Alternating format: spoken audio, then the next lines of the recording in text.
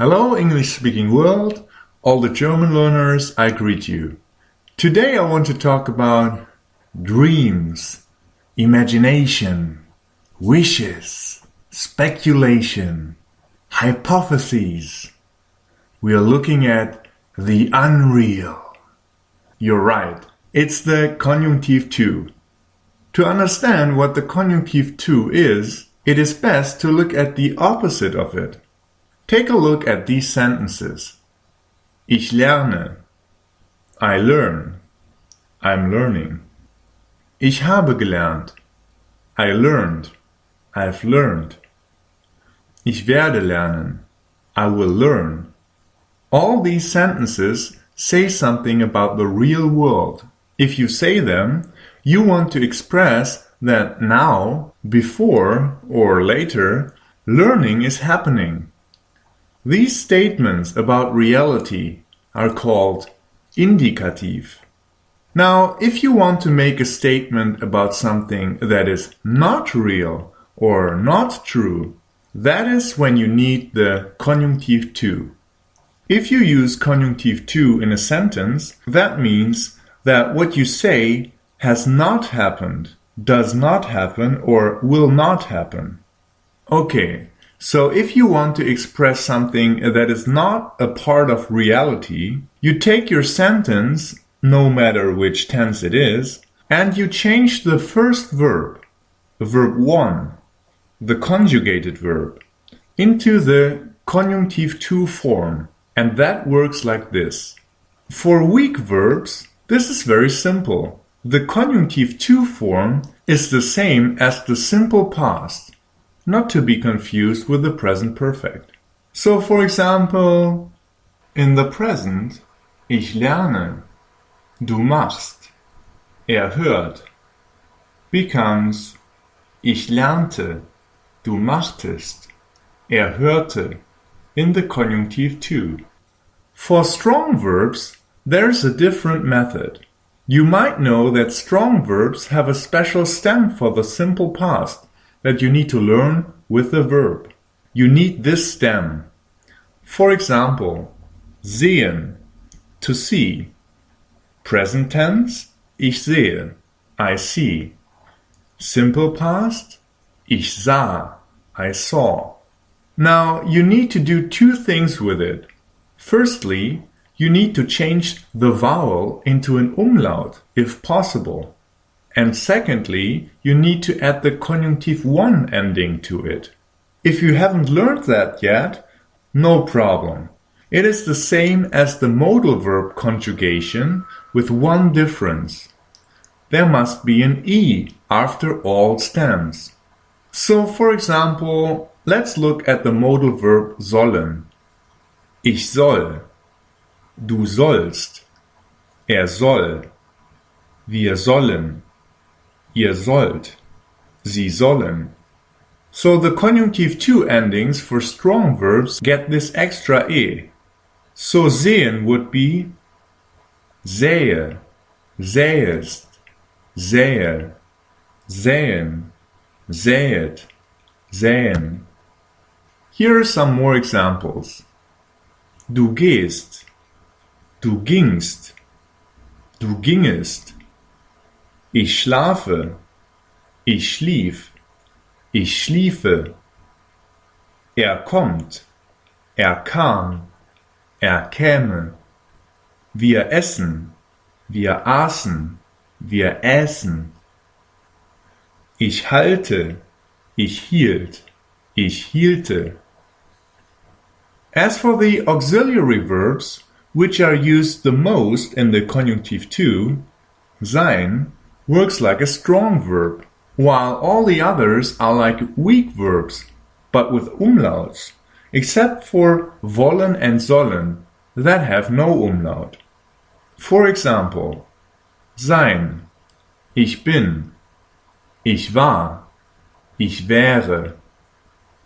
Können, ich kann, ich konnte, ich könnte. Müssen, ich muss, ich musste, ich müsste. Werden, ich werde, ich wurde, ich würde. Now, if you found this form a little difficult, I have just the solution for you. Because Germans do too, so they use an alternative. The future tense using werden is, for example, ich werde gehen, I will go. The unreal version of it is ich würde gehen, I would go. Most of the time, Germans use the unreal future to express not only the future, but also the present. So instead of ich esse, you can say ich würde essen. And instead of du gingest, you can say du würdest gehen. And so on. That's easy, right?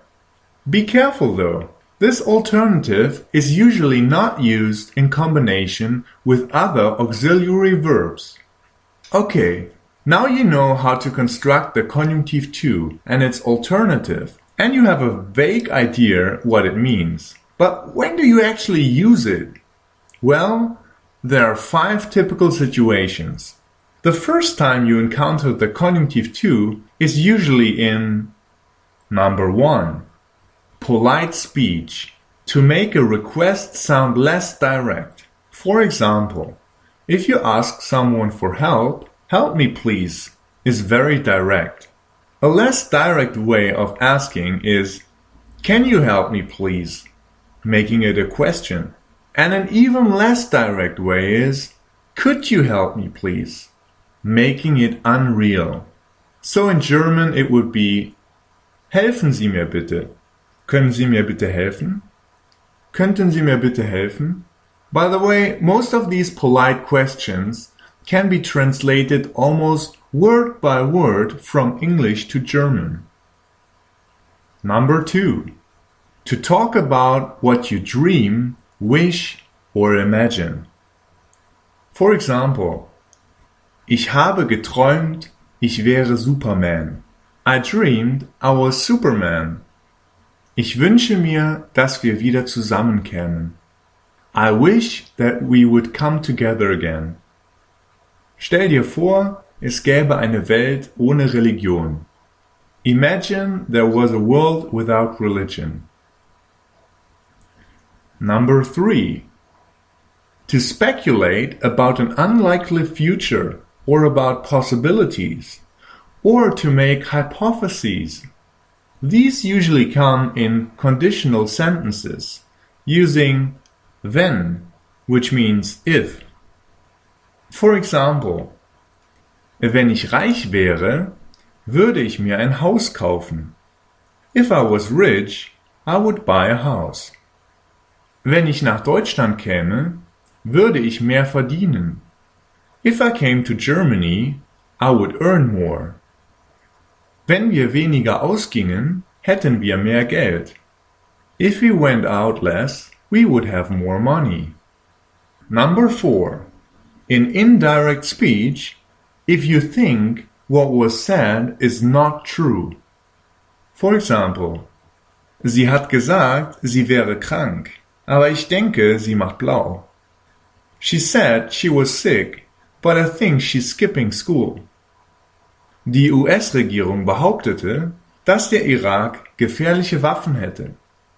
The US government claimed that Iraq had dangerous weapons. Number 5.